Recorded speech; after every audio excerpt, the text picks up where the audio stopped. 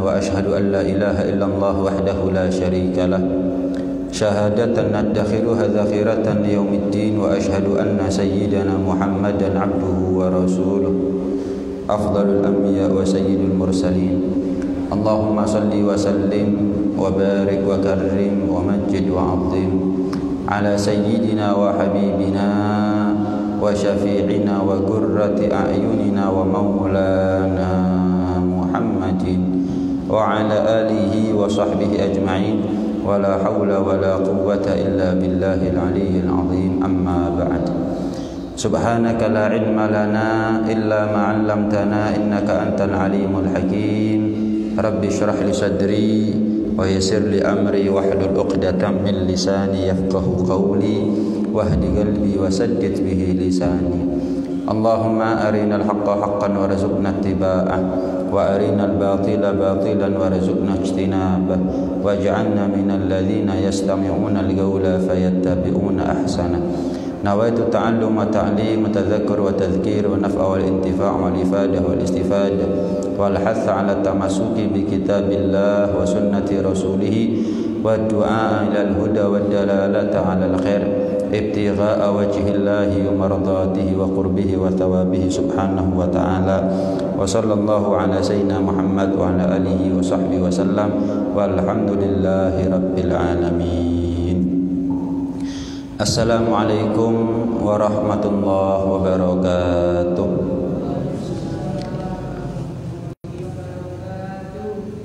Diriwayatkan sebuah hadis oleh sahabat Abu Hurairah bahwasanya baginda besar Nabi Yuna Muhammad sallallahu alaihi wa ala alihi wasallam pernah bersabda, wa ammad darajat, dan adapun derajat-derajat, cara-cara buat kita untuk bisa sampai kepada Allah.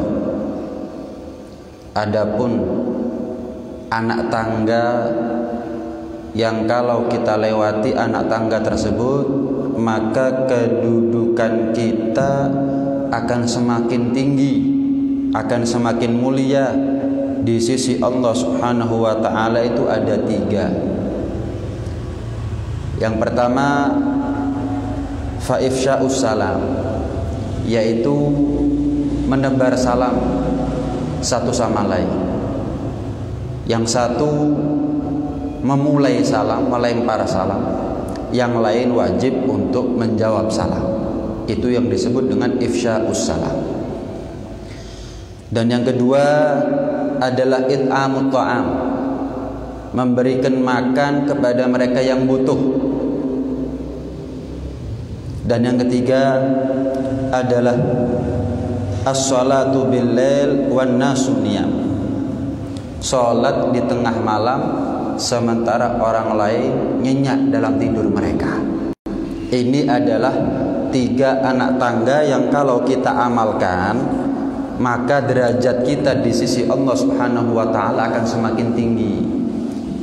Kedudukan kita di sisi Allah akan semakin mulia. Yang pertama, ifsya'us salam, menebar salam satu sama lain. Allah Subhanahu wa ta'ala berfirman dalam Al-Qur'an, wa idza huyyitum bi tahiyyatin fahayyu bi ahsana minha aw rudduha.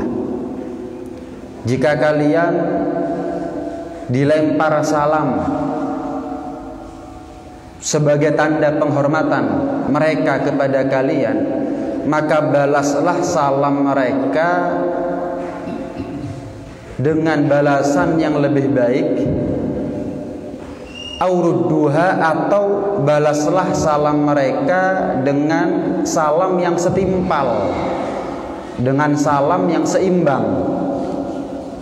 Artinya begini, kalau ada orang mengucapkan salam kepada kita assalamualaikum, maka minimal kita balas jawabannya waalaikumsalam.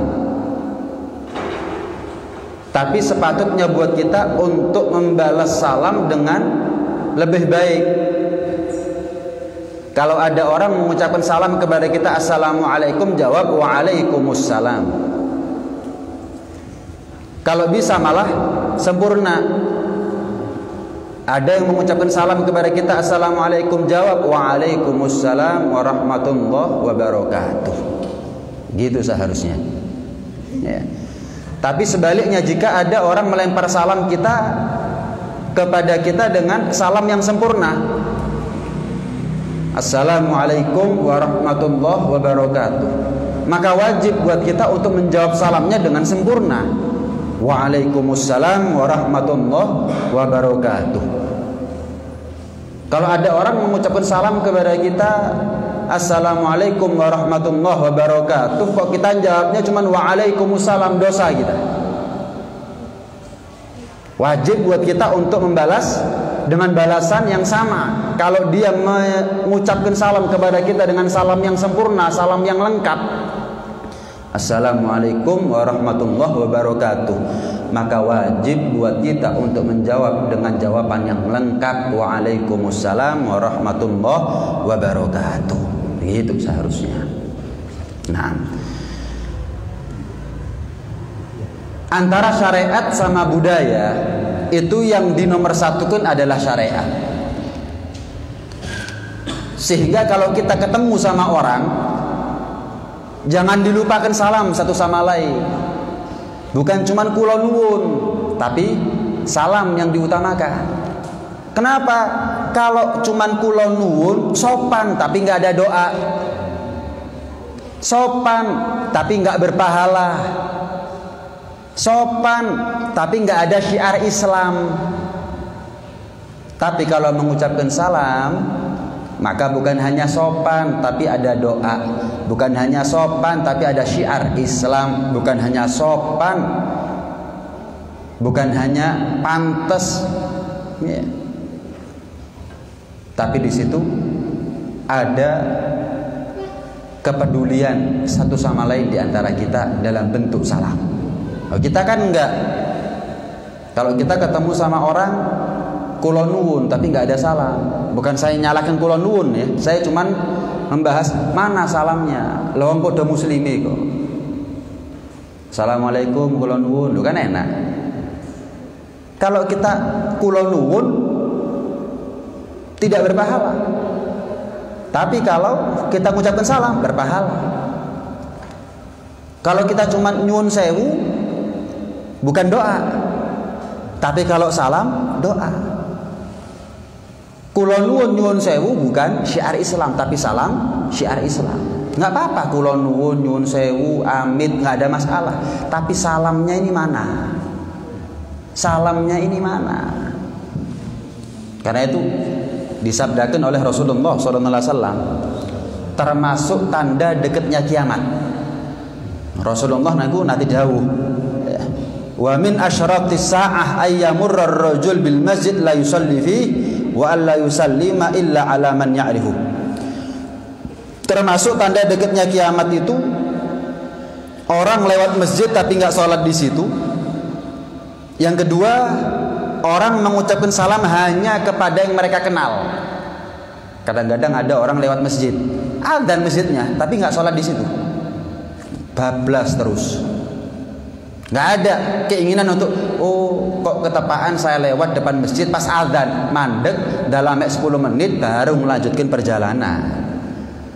Kalau orang dulu tiang singen niku ngoten. Pas lewat masjid, kok pas adzan berhenti ambil wudu, sholat berjamaah, lanjut perjalanan. Kalau orang sekarang terus asar sik suwi. Lah umurnya masih lama. Belum tentu. Kalau asar masih lama, umurnya masih lama. Asar jam 3 belum tentu umurnya dia sampai jam 3 itu. Maghrib masih lama, belum tentu umurnya dia sampai maghrib. Jadi kalau kita lewat masjid, ketika kita sebagai musafir, kok pas adzan itu kan panggilan gitu, hayya 'alas shalah, hayya 'alal falah, jenengan mandap riyin, terus ngambil air wudu, sholat berjamaah, teruskan perjalanannya. Lu kan enak ya. Kalau sampai terjadi apa-apa di jalan, nggak sampai mati dalam keadaan meninggalkan sholat, lu kan lego. Kan pelong perasaan kita kalau kita ketika musafir dalam keadaan sudah menunaikan kewajiban sholat. Itu tanda dekatnya kiamat. Ya, panggilan adzan tapi nggak ada yang nyaut. Dibangun masjid tapi nggak ada yang nyambut. Yang kedua, termasuk tanda dekatnya kiamat adalah kita ini mengucapkan salam hanya kepada yang kita kenal. Bahkan zaman sekarang ini kepada yang kita kenal pun kita ini jarang mengucapkan salam. Kita ini ketemu setiap orang nih, mulai dari kita melek sampai kita tutup mata, sampai kita tidur, mulai melek sampai merem, berapa puluh orang kita ketemu. Di pasar ketemu, di kantor ketemu, di jalan ketemu, ya, di pengajian ketemu, sholat berjamaah ketemu. Mungkin bisa sampai ratusan orang tanpa kita sadari kalau kita nggak ngitung. Ratusan orang. Adakah di antara ratusan orang tadi itu 10 aja yang kita ucapkan salam kepada mereka? Lihat betapa pudar, betapa lunturnya syiar Islam salam yang satu ini. Betapa lunturnya, betapa jarang umat muslim sekarang yang mengucapkan salam satu sama lain. Kita ini kan kepingin masuk surga. Syaratnya masuk surga kata Nabi harus beriman. Syaratnya beriman harus saling cinta. Syaratnya saling cinta menebar salam satu sama lain. La tadkhulunal jannah hatta tu'minu. Kalian ini kata Nabi, kalian ini, kita ini nggak mungkin masuk surga sampai kita betul-betul beriman. Wala tu'minuna hatta tahabbu. Kalian tidak betul-betul beriman kecuali setelah saling mencintai satu sama lain, saling peduli, saling mendoakan satu sama lain. Ala adullukum ala syai'in idza fa'altumuhu tahabbu fa'afshus salam. Maukah kalian kata Nabi, aku berikan satu amalan yang kalau kalian lakukan amalan ini berarti kalian sudah saling mencintai. Kalau kalian sudah saling mencintai, saling mendoakan, saling peduli, saling perhatian, maka kalian beriman. Kalau kalian beriman berarti kalian punya modal untuk masuk surga. Apa? Afsyus salam, tebar salam satu sama lain. Tonggo ketemu tonggo, apa kok gak salam? Kan heran. Dulur ketemu dulur, apa kok gak salam? Kadang-kadang anak keluar dari rumah gak ada salam kepada orang tua. Kadang-kadang orang tua masuk ke rumah ada anaknya, ada penghuninya, gak ngucapkan salam kadang-kadang. Suami pulang ke rumah, misalkan rumah tangga masih kemanten anyar, belum punya anak, kenapa suami gak ngucapkan salam kepada istrinya? Terhadap penghuni rumah kita kadang gak nebar salam.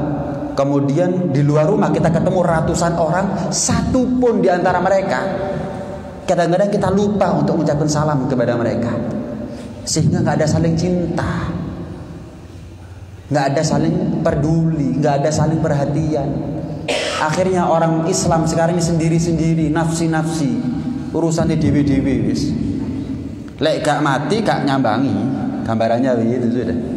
Kadang-kadang lek mati tapi gak tahu nyopo, juga disambangi.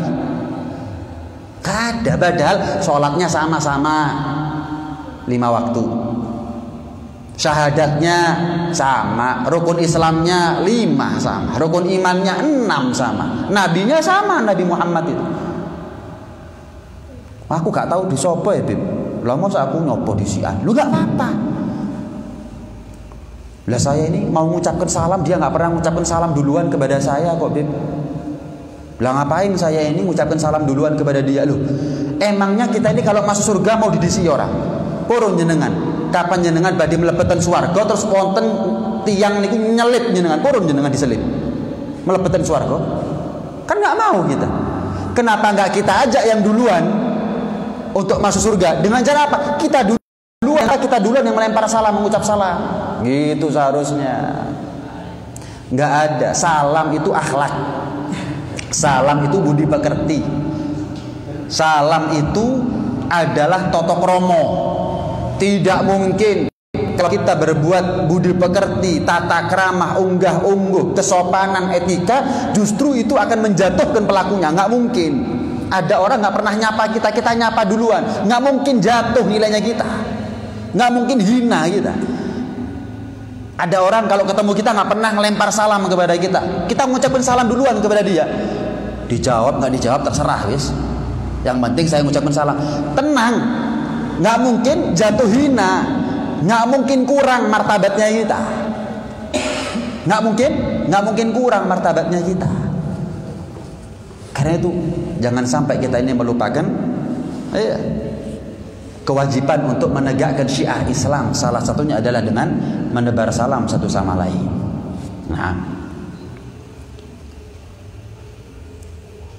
seorang sahabat pernah tanya kepada Rasulullah SAW, "Ya Rasulullah, Islam yang terbaik ini bagaimana? Islam yang sempurna ini bagaimana?" 3. Beliau menjawab, yang pertama, tut'imut ta'am, kamu kasih makan kepada orang yang membutuhkan, orang yang lapar, orang yang kapan pagi makan, siang belum tentu makan, orang yang kapan siang makan, malam belum tentu makan. Kasih makan sama mereka. Ojo bingung ngawarki awake dhewe. Bingunglah kamu sebagaimana kalau kamu bisa makan, orang lain bisa makan apa tidak. Kalau kamu kenyang, tetangga kamu kenyang atau tidak. La yu'minu man bata syab'an wa jaruhu ja'i wa huwa ya'lamu bihali. Rasulullah SAW pernah bersabda, tidak sempurna iman seseorang yang dia bisa tidur dalam keadaan kenyang sementara tetangganya dalam keadaan lapar dan dia tahu padahal keadaannya. Karuan gak ngerti, tahu, gak ngurus, gak peduli. Dia bisa makan dalam keadaan kenyang. Nggak sempurna keimanan orang seperti ini. Yang kedua apa? Wa tagra'us salam ala man arafta wa ala man la ta'rif. Mengucap salam kepada orang yang kamu kenal ataupun orang yang tidak kamu kenal. Sayati ala nasi zamanun la yakunu salam illa lil ma'rifah. Rasulullah juga pernah mengatakan akan datang suatu zaman di mana zaman itu penganut agama Islamnya tidak mengucap salam kecuali hanya tanda kenal. Kita kan begitu ya. Kalau kita mengucapkan salam kepada orang itu tanda kalau kita ini saling mengenal. Lek gak kenal nggak ucapno salam. Padahal nggak begitu aturan Islam. Kenal nggak kenal ucapkan salam. Tanda kalau kita ini saudara walaupun nggak kenal. Salam itu tanda kalau kita ini dulur. Walaupun nggak kenal, bahkan kita nggak tahu di mana rumahnya, bahkan itu pertama kali kita ketemu sama dia, nggak apa-apa. Betul ucapan Nabi. Akan datang suatu masa di mana di masa itu penghuninya, penganut agama Islamnya, muslimin muslimatnya, mengucapkan salam hanya sebagai tanda kenal. Lek kenal ya kok ucapno salam, keliru, nggak betul. Ucapkan salam kita. Abdullah bin Umar bin Al-Khattab radhiyallahu ta'ala anhu warḍah, putra Sayyidina Umar bin Khattab. Itu setiap hari keluar masuk pasar. Bukan belanja, bukan jualan, bukan beli, bukan ngenyang, bukan menawar. Apa? Menebar salam. Setiap hari beliau ke pasar.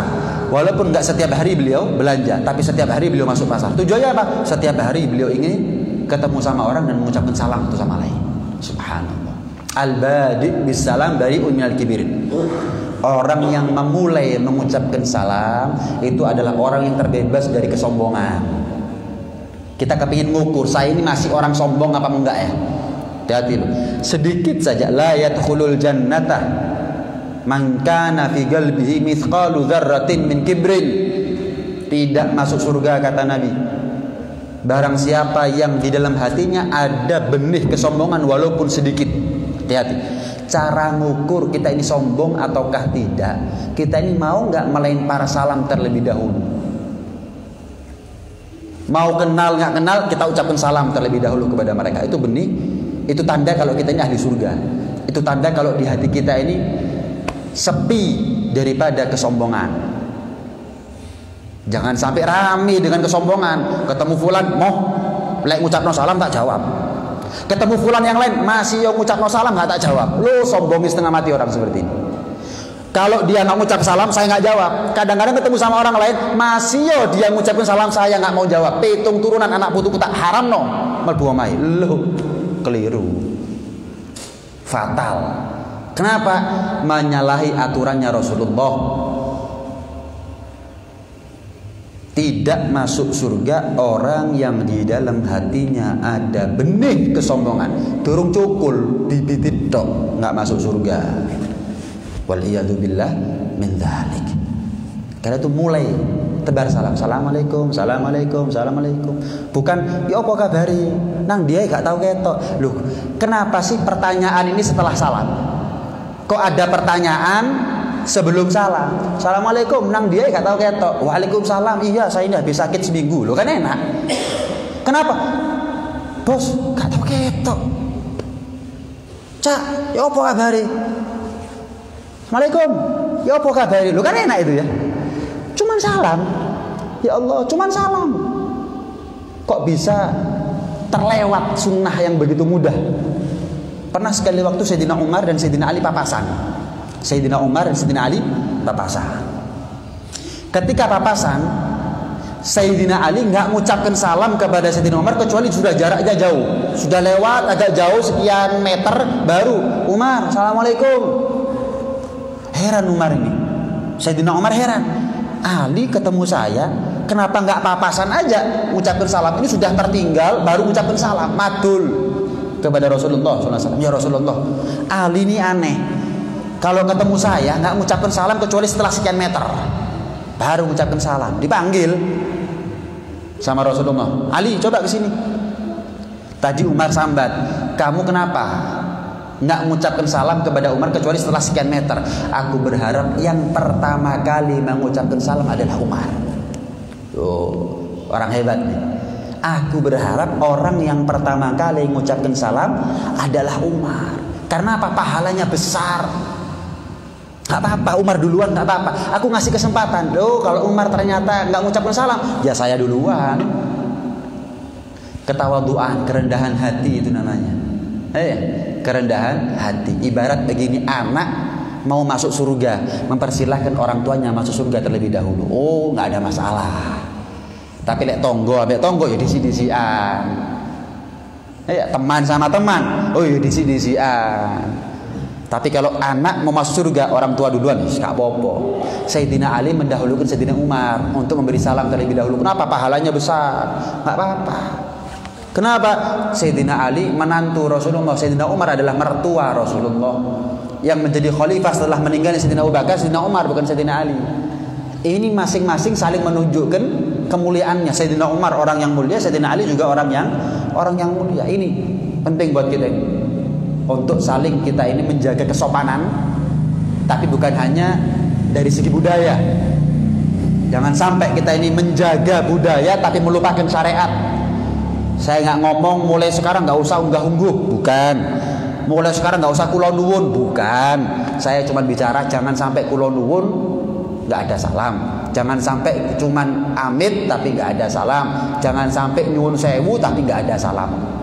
Salam ini loh syariat. Salam ini adalah syariat. Amalkan nih. Hebatnya apa yang kamu sudah amalkan wahai Ibrahim. Tapi ketahuilah, memberikan makan walaupun sesuap nasi yang masuk ke perutnya orang lapar itu lebih baik, bukan sama, bukan sebanding, lebih baik, lebih afdol daripada 4.000 rakaat di depan Ka'bah yang kamu lakukan. Loh, katanya siapa masuk surga itu berat? Ngasih makan walaupun sesuap nasi kepada orang yang butuh itu lebih baik daripada kita sholat 4.000 rakaat di Ka'bah.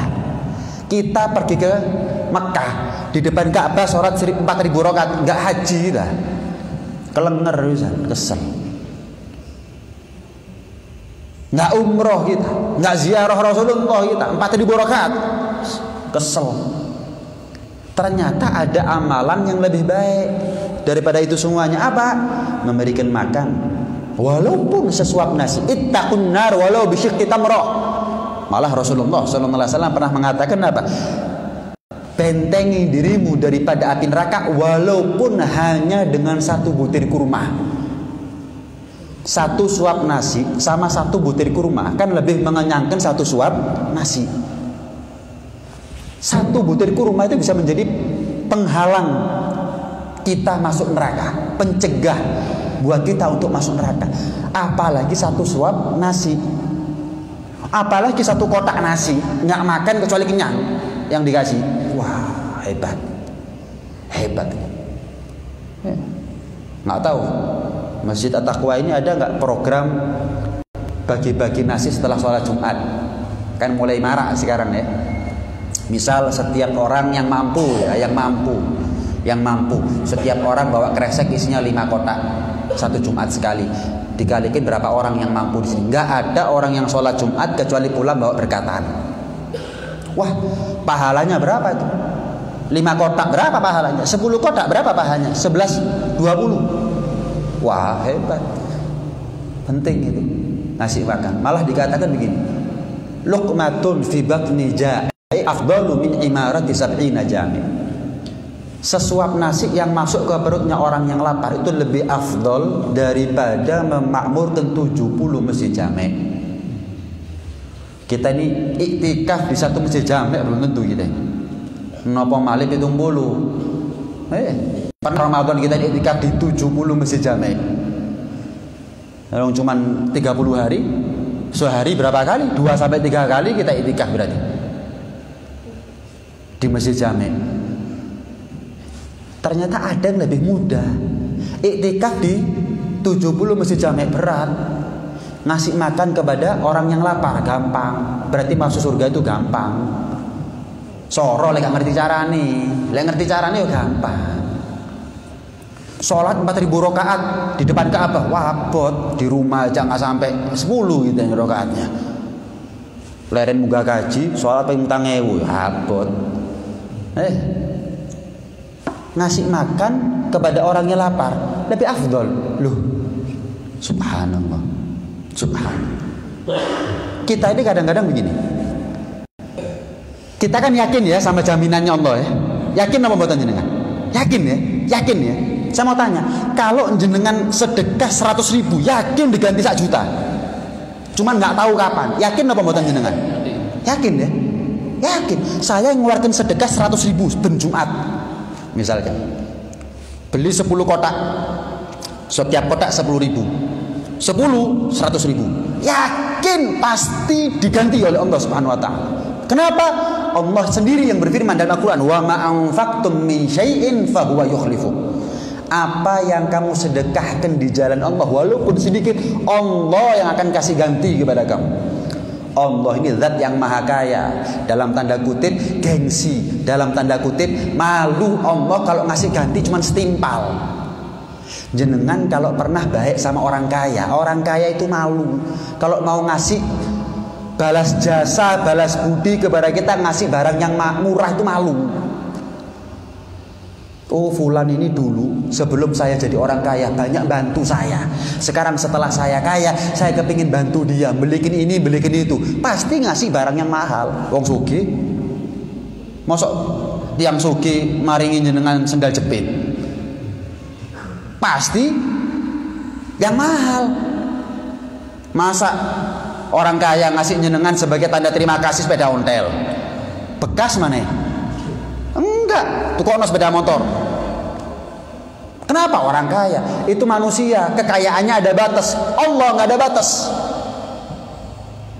Kalau ngasih pasti lebih-lebih. 100.000 bisa 10 juta gantinya. Yakin kita seperti itu. Tapi jarang kita ngamalkan. Jarang kita ini membuktikan keyakinannya kita. Kadang orang itu kalau kerja sebagai buruh, gajiannya awal bulan, ada yang akhir bulan ya. Hari pertama kerja nggak digaji, tapi yakin dia nanti akhir bulan awal bulan digaji. Padahal yakinnya sama manusia itu. Hari kedua kerja nggak ada, ketok pintunya bos minta gaji. Sudah 2 hari saya kerja saya minta gaji, nggak ada. Nanti akhir bulan atau awal bulan baru minta gaji. Kan begitu ya? Seminggu, nggak sebentar loh, nggak gampang kerja seminggu ini. Abot, kesel, kadang lembur, tapi nggak minta gaji setelah seminggu, 2 minggu, 3 minggu, nggak minta gaji, tapi dia yakin hari atau tanggal sekian pasti dia gajian. Padahal belum tentu loh. Ya kalau perusahaannya masih utuh, naudzubillah lah. Kalau perusahaannya kebakaran, jangan lagi ngasih gaji. Yang punya makan apa nggak ngerti.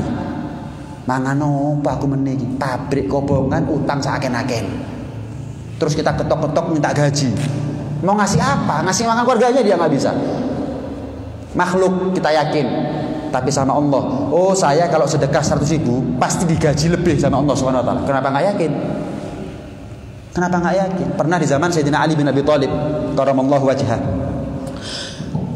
beliau itu ngasih uang 6 dinar kepada istrinya Siti Fatimah. Uang 6 dinar untuk belanja. Nggak lama ada orang yang butuh, orang yang lapar, minta bantuan kepada Sayyidina Ali. Sayyidina Ali nggak megang uang kecuali 6 dinar yang sudah terlanjur diberikan kepada Siti Fatimah. Pun nggak lama akhirnya lewat Sayyidina Hasan, putranya masih kecil. Hasan bilang sama Umi, uang 6 dinar tadi yang sudah terlanjur Abah kasih kepada Umi, minta lagi ya, minta lagi. Ini ada orang yang lapar, butuh makan, minta lagi. Siti Fatimah ngomong, Hasan bilang sama Abah, kita nggak punya uang lagi loh. 6 dinar ini kalau diberikan kepada orang yang minta uang tadi itu karena lapar, kita makan apa? Nggak ada uang lagi loh.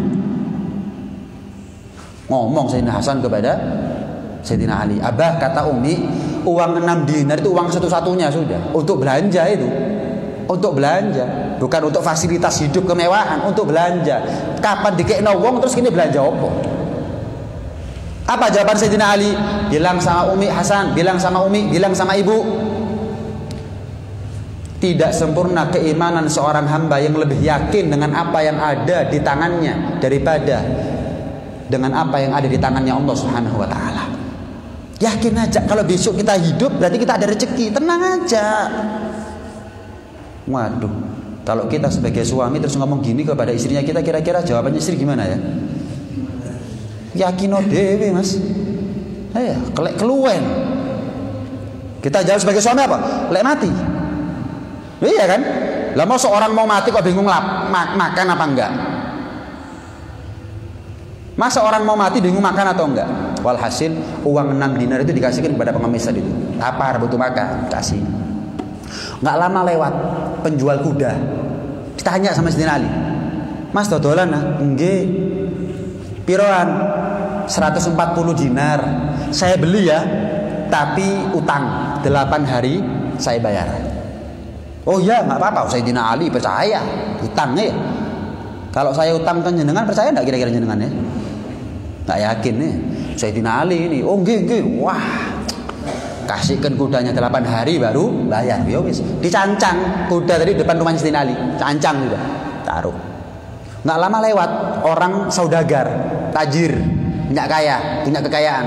Tanya, wah kudanya baru Sayyidina Ali? Iya baru saya beli. Dijual nggak? Dijual. Sudah laku belum? Wah kalau cocok harganya saya mau beli. Saya kasih harga 200 dinar. Kula 140 dibeli, dijual harga 200 ya. Tempo boleh nggak Sayyidina Ali? Nggak boleh. Cash nggak boleh. Kontan. Ibarat mobilnya kiai didol lara hutan. Wah barokah ini. Insya Allah kemanapun naik mobilnya kiai ini selamat pasti wis. Sing numpai wis gak apa-apa wis rodok larang titik. Nggih kula tumbas kiai. Ibaratnya saya beli Sayyidina Ali harga 200 kontan nih, wis dibawa pulang sama saudagar kuda tadi. Punya uang 200, kula harga 140, janji bayar 8 hari. Itu dikontani sama Sayyidina Ali. Kan ngenteni 8 dino. Ya kalau kita nggih lek kula panjenengan sedaya kadung janji 8 hari kok ya 8 dino ta. Loh, ini ada 200 dinar bayar atas 70 sisa swidak. Ya iman, kalau kita kan gitu ya, sengkok disik si ono 8 dino. Akhirnya kapan 8 hari kalau kita entek duit bisa.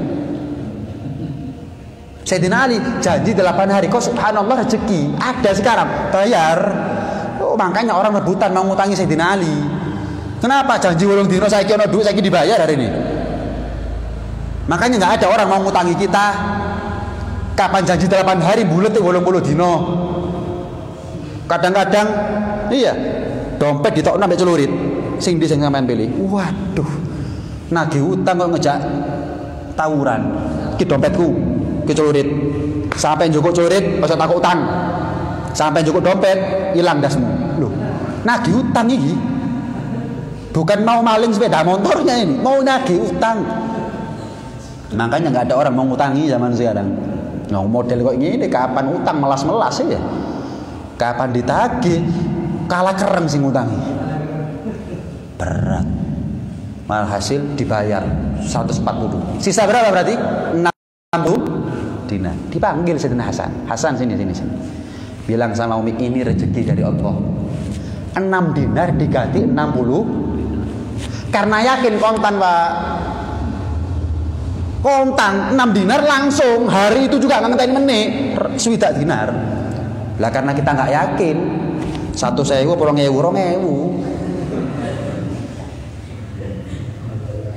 Kapan ngetokno 100.000? Kok gak teko-teko sing 600.000 iki ya? Enggak yakin soalnya kita. Beda kelasnya imannya kita sama Sayyidina Ali. Sayyidina Ali langsung dijawab sama Allah. Yakin kok? Yakin. Subhanallah. Ngasih 6 dinar balik 1 dinar. Kita ngasih 100.000 yakin diganti lebih-lebih sama Allah. Apalagi zaman musibah seperti sekarang. Iya. Sedekah dengan niat selamat dari musibah itu lebih penting daripada sedekah diganti uang. Apa artinya kita sedekah diganti uang tapi sakit? Lah mending sedekah dengan niat selamat dari musibah, selamat dari wabah, itu lebih penting daripada uang beserta isinya, dunia beserta isinya. Seharusnya begitu. Jadi sebetulnya sedekah itu ngelancarno rezeki. Jurus utama orang mau kaya sedekah. Wis, kan enak itu ya. Jurus kaya sedekah, selesai. Wis, pokok ada belanja untuk anak istri, untuk kelasnya kita ya, beda sama kelasnya Sayyidina Ali. Masuk kalau belanja kena wong dhisik. Kalau kita belum kelasnya. Akhirnya perang dunia ketiga kita sama anak istri. Blonjono, sisanya sedekahno. Ada yang nggak punya rumah, alhamdulillah kita punya rumah. Ada yang ya Allah makan sekarang, besok belum tentu makan. Kita alhamdulillah persediaan seminggu sebulan masih ada. Sedekahno. Dengan niat selamat dari musibah. Itu seharusnya. Yang ketiga, kalau kita ingin naik derajatnya di sisi Allah Subhanahu wa taala, itu adalah as-shalatu bil-lail wan nasu niyam. Salat di tengah malam sementara orang banyak tidur. Saya mau tanya, kalau jenengan dipanggil raja, misalnya dipanggil presiden, pergi ke istana, kepinginnya ketemu raja rame-rame apa sendirian?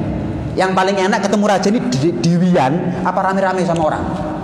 Enak mana kira-kira? Ijen ya. Tuh, wah raja ini pasti ngeladeni saya tok ini. Mau ada makanan apa, minuman apa, wis. Saya mau ngambil yang mana, gak bingung rebutan sudah. Kenapa? Tamunya cuma saya sendirian. Sholat di tengah malam ketika orang lain tidur. Loh, berarti kan kita punya waktu untuk bermesraan dengan Tuhan, dengan Allah Subhanahu wa taala. Ibarat ijenan. Mungkin sak kampung kita tok, alhamdulillah. Alhamdulillah.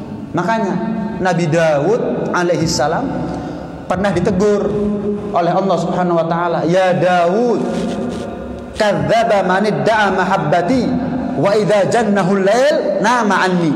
Daud, bohong orang yang mengatakan bahwa dia cinta sama aku, tapi kalau sudah datang tengah malam justru tidur. Jarine seneng, jarine tresno, jarine cinta. Kapan tengah malam waktunya dia bermesraan dengan aku? Setelah seharian dia bermesraan dengan dunia, turun malah. Loh, contoh, misal ada calon suami, calon istri. Calon suami tanya sama calon istrinya, "Dek, jenengan nih mau kawin sama saya, mau saya kawin. Ini cinta tau? Cinta. Tapi maaf, setelah kawin dikumpuli nggak mau." Kan bertanya-tanya si suami. Jane tresno apa gak? Bojoku asline cinta apa gak? Jarine cinta, kapan kate dikumpuli kok gelem. Istri juga begitu, Mas. Sampean mau ngawini saya karena cinta atau karena apa? Ya karena cinta. Dek, kapan kawin ditinggali tok atau dikumpuli? Otomatis istri bertanya-tanya. Jane bojoku cinta apa gak sih mbak aku? 2 minggu kawin, belas gak diudik aku. Loh, kan begitu ya. Sama Allah juga bertanya-tanya, katanya cinta. Ada waktu bermesraan kok gak dipakai. Ada waktu bermesraan dengan Tuhan, ijenan sama Allah SWT kok gak dipakai. sholatnya kita belum tentu diterima. Kenapa? Ada riya, ada sombong, ada pamer kadang-kadang. Sedekahnya kita belum tentu diterima sama Allah. Kenapa? Kadang-kadang jadi status. Ya. Sedekah 2.000 hamba Allah ya. Kapan 200.000 sebutno jenengku. 2.000 hamba Allah. 200.000 sebutno jenengku 200.000 iki. Ya. Hajinya kita belum tentu diterima. Belum tentu diterima hajinya kita. Kenapa? Undangan dibalekno gara-gara gak ono hati. Haji tek puluhan juta, ngantri puluhan tahun, dikei undangan pancet gak ono hati. Salah alamat iki, salah alamat. Loh kok bisa itu loh? Jenengan namanya fulan. Iya, aku haji di gelarnya itu mana? Hati. Amalnya kita ini belum tentu diterima. Kita butuh amalan yang rahasia, yang gak ada orang lain tahu kecuali kita dengan Allah Subhanahu wa taala. Apa itu? Sholat di tengah malam. Sholat di tengah malam itu amalan yang dirahasiakan. Kalau sudah kita punya amalan yang sifatnya rahasia, kita punya cadangan. Kapan sholatnya kita di masjid gak diterima sama Allah, kita punya sholat malam. Kapan sedekahnya kita gak diterima gara-gara pamer, kita punya sholat di tengah malam. Kapan hajinya kita gak diterima karena gak mabrur, kita punya cadangan sholat di tengah malam. Dakwah kadang-kadang tersusup cinta dunia, cinta popularitas, sok alim, keminter dan seterusnya. Kita punya sholat malam sebagai cadangan. Lah kalau kita ini amal yang bohir belum tentu diterima, kita nggak punya rahasia antara kita dengan Allah, terus apa cadangannya kita? Bal-balan itu loh nonton cadangan nih. Kapan pemain utama nggak bisa melanjutkan pertandingan, ada cadangan. Kita juga begitu. Saya kepingin masuk surga, Beb. Apa modalnya sholat? Belum tentu diterima loh. Oh ya wis tak sholat malam, nggak ada orang lain yang tahu, insyaallah diterima sama Allah. Itu seharusnya. Apa modalnya? Sedekah. Banyak orang tahu sedekahnya kamu. Terus gimana? Cari amalan yang nggak ada orang lain tahu kecuali kamu sama Allah. Bayangkan kalau kita punya rahasia antara kita dengan Allah. Kita punya rahasia sama raja, nggak ada yang tahu rahasia ini kecuali kita dan raja tok. Wah bangga kita, seneng kita. Wah bayangno, aku ini rahasia, ya nggak ada yang tahu kecuali saya dan raja tok. Bagaimana bangganya kita kalau kita punya rahasia antara kita dengan Allah Subhanahu wa taala. Imam Syafi'i itu mengatakan, tidak sepatutnya bagi ulama enggak sholat malam. Enggak sepatutnya bagi ulama tidak sholat malam, enggak tahajud. Kenapa? Ulama itu enggak boleh cuma ngandalkan ilmu. Ulama itu enggak boleh cuma ngandalkan ilmu. Kenapa? Ilmu itu butuh praktek. Ulama nggak dicap ulama sama Imam Syafi'i kecuali kalau dia tahajud. Itu ulama. Lah kita yang awam ini gimana? Ulama ini ilmunya banyak, apal ini apal itu. Punya guru nyantri tahunan, ngajar tahunan. Itu loh nggak dicap ulama oleh Imam Syafi'i. Kecuali apa? Kalau dia punya amal yang rahasia antara dia dengan Allah, termasuk sholat malam. Lah kita, termasuk saya yang awam ini gimana? Nah, ulama itu loh butuh amal yang rahasia, nggak ada yang tahu kecuali dia sama Allah. Lah gimana kita yang awam? Gimana kita yang awam? Karena itu, ya perbanyak buat kita ini untuk sholat malam. Nah, tidak ada wali, ya, tidak ada wali dilantik menjadi wali kecuali tengah malam. Jangan wali, nabi, rasul, nggak ada nabi, nggak ada rasul kecuali dilantik di tengah malam. Karena waktu yang paling dicinta oleh Allah adalah waktu tengah malam. Waktu tengah malam itu waktu yang paling dicinta sama Allah Subhanahu wa taala. Nih, nggak ada nabi yang dilantik siang hari, itu nggak ada. Nggak ada wali yang dilantik pagi, itu nggak ada. Wali kota baru. Kalau walinya Allah nggak ada. Isu-isu dilantik itu, aku jadi wali, nggak ada. Malam semuanya. Ini tanda syaratnya menjadi wali harus betah melek tengah wengi. Ya bukan untuk PS-an ya yang muda-muda ini. Bukan nonton bal-balan, bukan main kartu, main domino, melekan karena apa? Main-main, bukan. Sholat 2 rakaat. Sholat 2 rakaat itu. Jenengan biasa akan, insya Allah tambah jadi 4 rakaat. Jenengan biasa akan, jenengan istiqomah, insya Allah jadi 6 rakaat. Mungkin alhamdulillah saya ini sebelum mati dulu, kalau kita sudah di surga nanti, wah alhamdulillah saya ini dulu setiap malam 10 rakaat. Itu kan bagus ya buat orang sekelas kita punya keistiqomahan sholat malam 10 rakaat.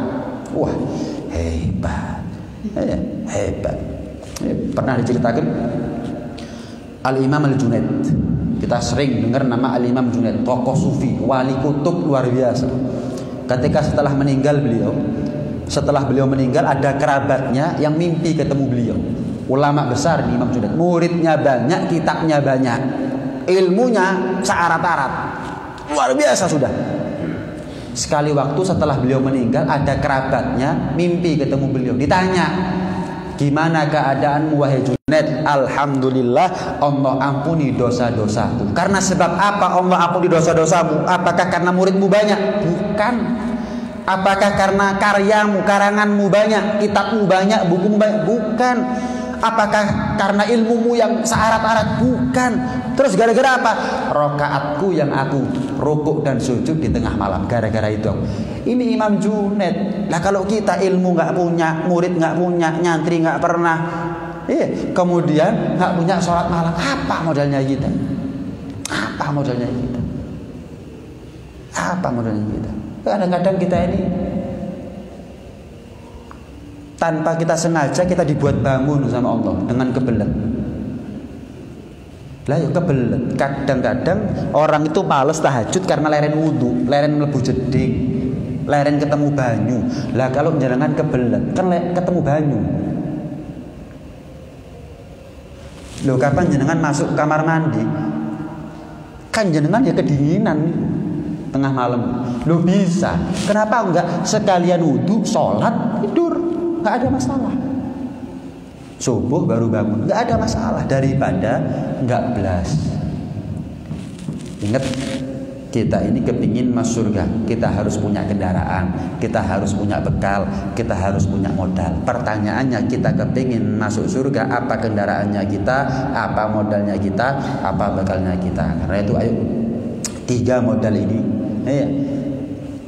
menebar salam satu sama lain, peduli dengan orang yang lapar, kemudian yang ketiga adalah sholat di tengah malam. Mudah-mudahan menjadi ilmu yang manfaat buat kita, sehingga 3 hal ini sebelum mati sempat kita amalkan dengan istiqomah, sehingga tambah tinggi derajat kita di sisi Allah, tambah mulia derajat kita di sisi Allah Subhanahu wa taala, sehingga kita bukan hanya masuk ke dalam surga tapi duduk bersama Rasulullah. Di mana Rasulullah duduk, di situ kita duduk. Mudah-mudahan insyaallah. Amin. Allahumma amin amin ya rabbal alamin. Rabbana anfa'na bima 'allamtana.